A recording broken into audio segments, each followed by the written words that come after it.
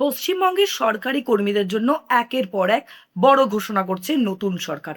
সম্প্রতি রাজ্য বাজেটে সরকারি কর্মীদের জন্য 20% হারে মহার্ঘ ভাতা অর্থাৎ ডিএ বৃদ্ধির ঘোষণা করা হয়েছিল।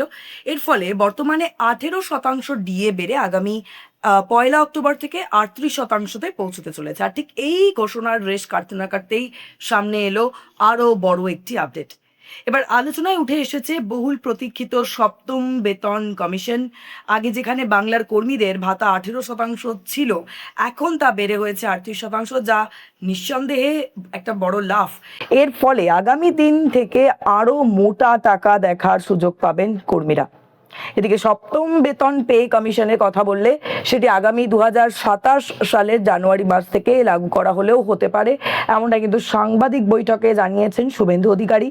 যদিও এই নিয়ে চূড়ান্ত ঘোষণা কিন্তু সামনের বছরেই হবে, এমনটাই কিন্তু খবর। এবং সূত্রের খবর যে সপ্তম পে কমিশনের অধীনে রাজ্য সরকারি কর্মীদের বেতন 2 থেকে 2.5 গুণ বাড়তে পারে। অর্থাৎ ষষ্ঠ পে কমিশনের বেসিক বেতনের তুলনায় সরকারি কর্মীরা 2 থেকে 2.5 গুণ বেশি বেতন পাবেন এবং 1 থেকে 18 স্তরে প্রত্যেকের বেতন আলাদা আলাদা হতে পারে।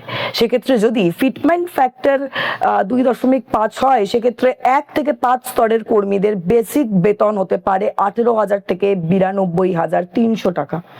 এই গ্রুপের অধীনে গ্রুপ ডি ও করণিক পদের কর্মচারীরা রয়েছে। এরপর 6 থেকে 9 স্তর অর্থাৎ জুনিয়র আধিকারিক, ইন্সপেক্টর এবং সুপারভাইজারের মতো সরকারি কর্মচারীদের মাসিক বেতন হতে পারে 35,400 টাকা থেকে প্রায় 70,800 টাকা। এবং এরপরে যে প্রশাসনিক আধিকারিকরা, এই সকল কর্মচারীদের বেতন হতে পারে 1,01,500 টাকা থেকে 2,50,000 টাকা।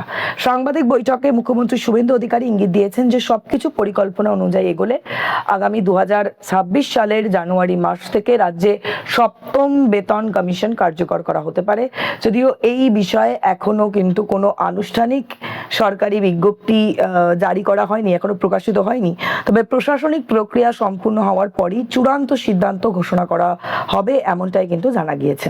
সরকারি কর্মীদের দীর্ঘদিনের অন্যতম একটা বড় দাবি ছিল যে এই নতুন বেতন কমিশন চালু করা, কারণ সপ্তম বেতন কমিশন কার্যকর করা হলে শুধুমাত্র মূল বেতন নয়, বিভিন্ন ভাতা, পেনশন এবং অবসরকালীন আর্থিক সুবিধার ক্ষেত্রেও কিন্তু একটা বড় পরিবর্তন আসতে পারে। ফলে লক্ষাধিক সরকারি কর্মচারী ও পেনশনভোগীরা নজর কিন্তু এখন এই দিকেই রয়েছে, এই ঘোষণার দিকেই রয়েছে।